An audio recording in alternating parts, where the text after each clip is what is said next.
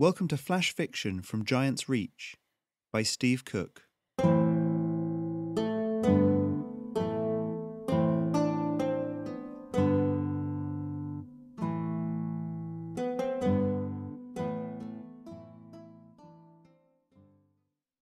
Happy New Year to everyone listening to this. I hope your year has got off to a good start.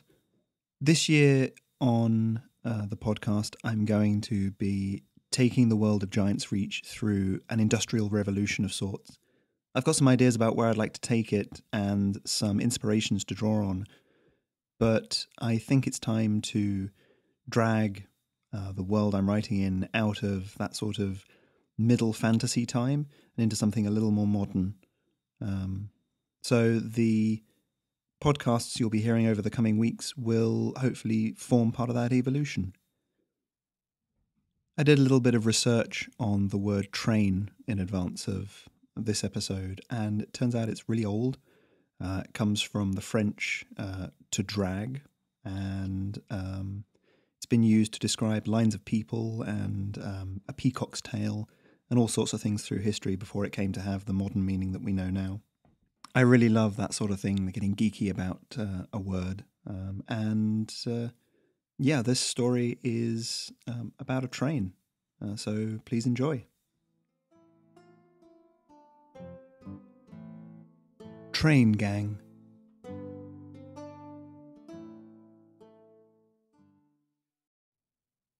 Todger swept a hand over his brow, leaving a cleanish furrow through the rock dust and grime. He took a moment to exaggerate the movement, leaning his sledgehammer against his leg and stretching his back until it clicked. It didn't really relieve the backache, deep set now, but it was a moment when he wasn't breaking rock. "Thomas Ditchwell, back to work," snapped the overseer. Todger looked up guiltily. The woman was staring at him from the far end of the work gang, one hand on the little billy club she carried at her waist. He waved a limp hand at her and picked the hammer back up. Balancing it on his shoulder for a moment, he swung it as high as possible and let gravity do the work. The morning became its usual blur as the line of workers, 12 of them in total, crept slowly further and further down the canyon.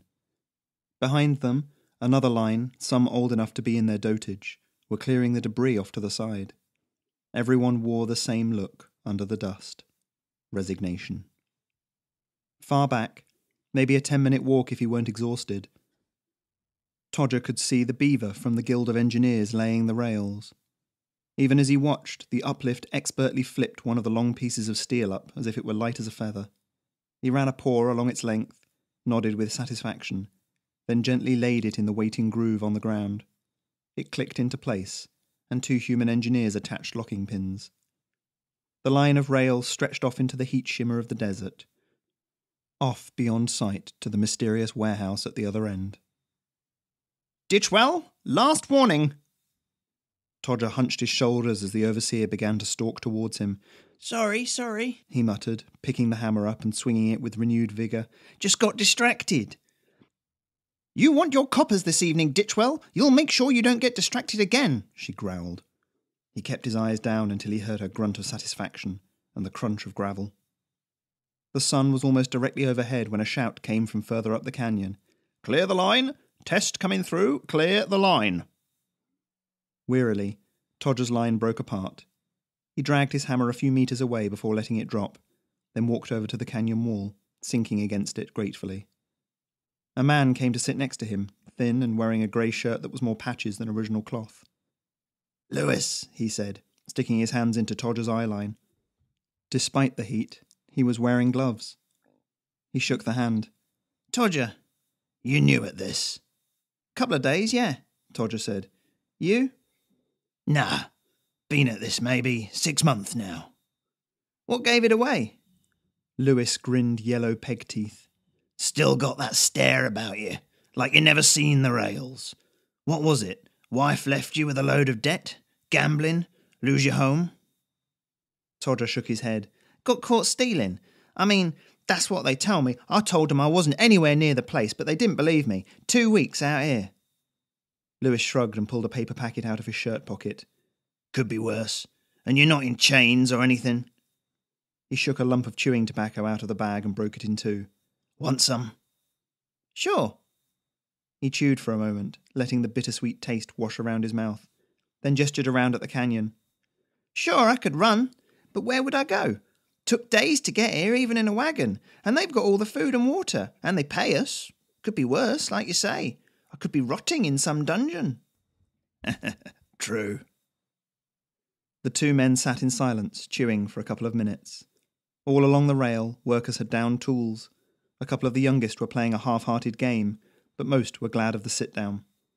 "So, what's this test?" "You ain't seen it?" Lewis grinned and pointed back up the rails. "Well-timed question, my friend. Watch just up there." Todger shaded his eyes with one hand and peered along the line. Something was emerging from the heat shimmer, something about the size and shape of a wagon. It rolled smoothly along the rails, going perhaps as fast as a brisk walk. He frowned.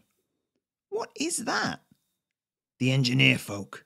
They're calling it a train, like that bit on a fancy lady's dress." "There's something pushing it?" "Nope," Lewis chuckled. "Pulling it." "I can't see no uplift, though." "Just goes up and down all on its own. They run tests 2-3 times a week, back and forth." Todger stood up to get a better view, and Lewis shook his head. "We sure do live in interesting times."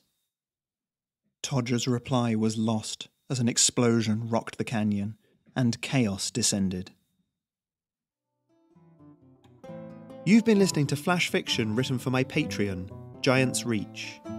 If you'd like to become a supporter, go to patreon.com/Giant's Reach, where you can find more fiction just like this,